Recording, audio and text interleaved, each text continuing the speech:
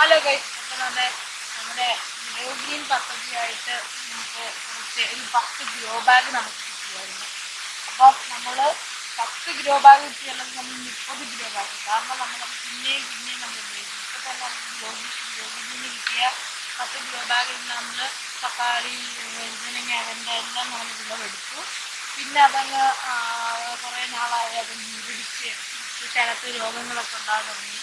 അപ്പോഴത്തേക്കും ഞാനതെല്ലാം എടുത്ത് അത് കത്തിച്ച് കളഞ്ഞു, കാരണം അത് ഇതിട്ടിരുന്ന ബാക്കിയുള്ള ചെടികളിലേക്കൂടെ അത് ബാധിക്കും.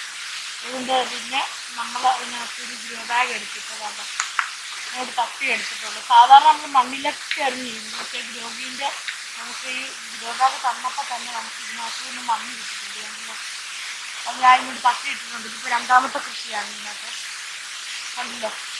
അപ്പം ഇനി നമ്മൾ ഇന്നത്തെ ചെയ്യാൻ പോകുമ്പോൾ മണ്ണ് ഇതിൻ്റെ തന്നെ മണ്ണ് തട്ടിയിട്ടിട്ട് ഒരു ചട്ടി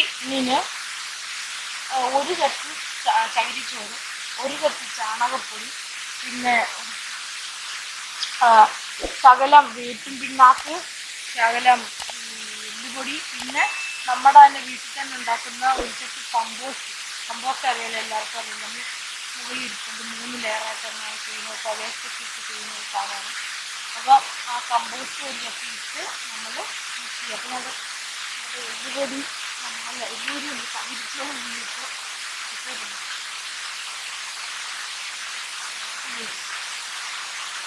ചകിരിച്ചോറ് ഇട്ടിട്ടുണ്ട്. അതേ നമ്മുടെ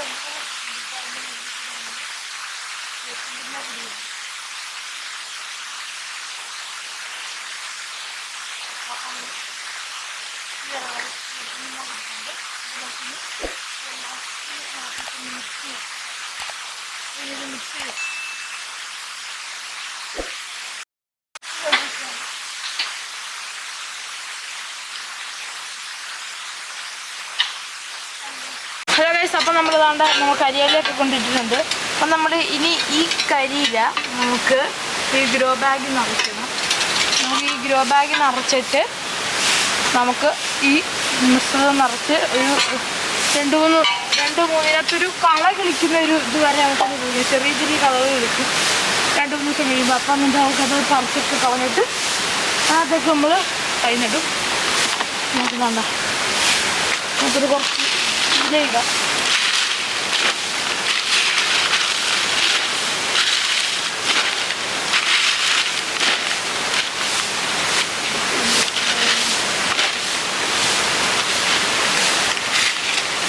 നമ്മൾ നിറച്ചിട്ടുണ്ട്. അപ്പോൾ ഇനി നമുക്ക് ഇതിനകത്ത് മണ്ണ് നിറച്ചിട്ട് വേണം.